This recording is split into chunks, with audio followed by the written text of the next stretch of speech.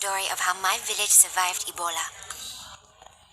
Bats brought the tiny Ebola germs. Too small to see. So small, yet so dangerous. Without realizing, grandfather rubbed a little blood in his eye. Ebola germs came into his body.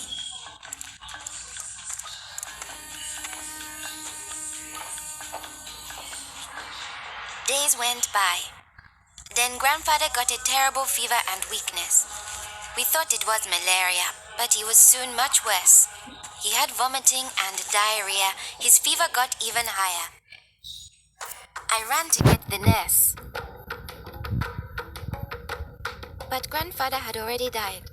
I was heartbroken. The nurse thought it might be Ebola, a disease caught from bush meat, but which spreads from person to person. Others in our region had already died of this new disease.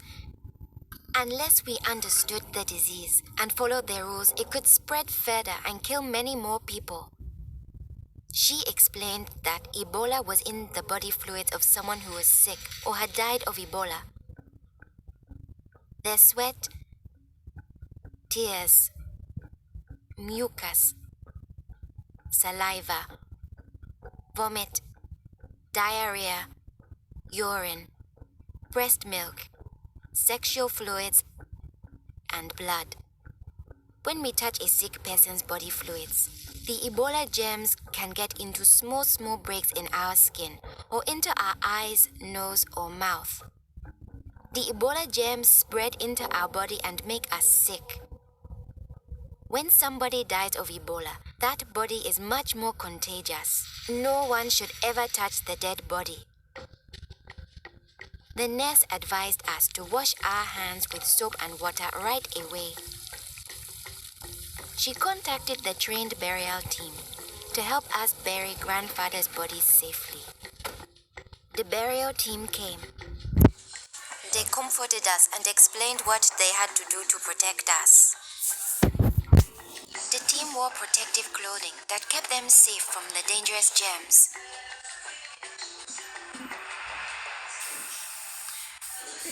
They sprayed grandfather's room and his body with chlorine to destroy the Ebola germs. They put his body safely away in a bag. To prevent the spread of Ebola, no one could touch the body of anyone who had died with signs of the disease. They also burned his mattress, bedding, and clothes.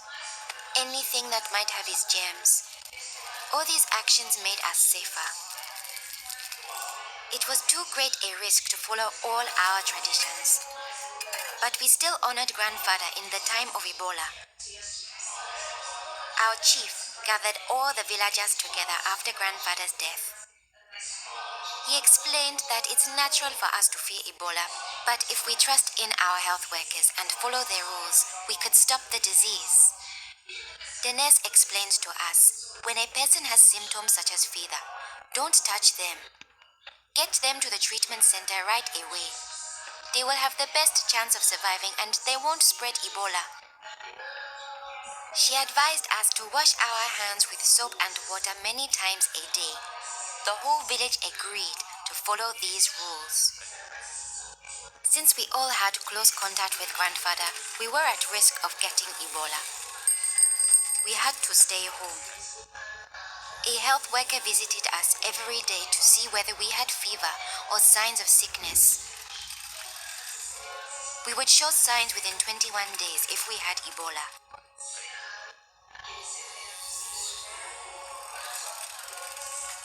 Many days passed, and I thought we would all stay healthy.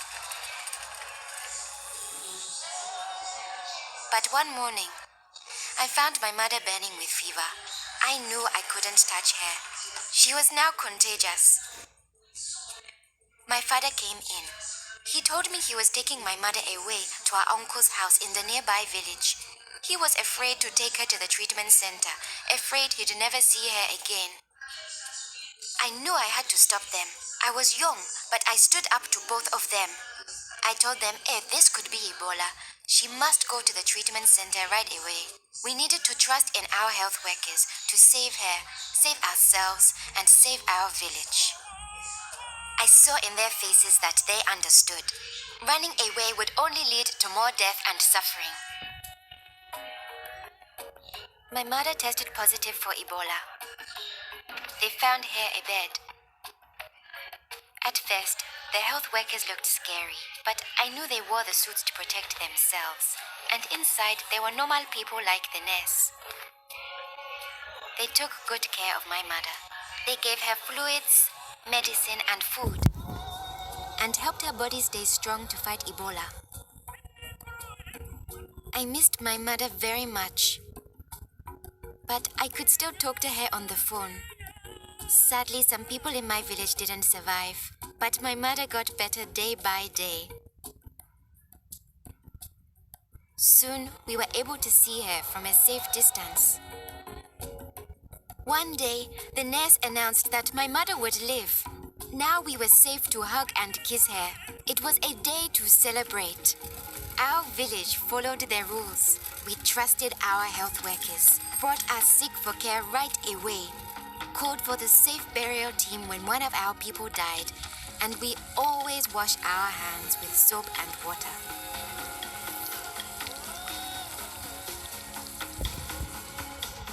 Our village survived.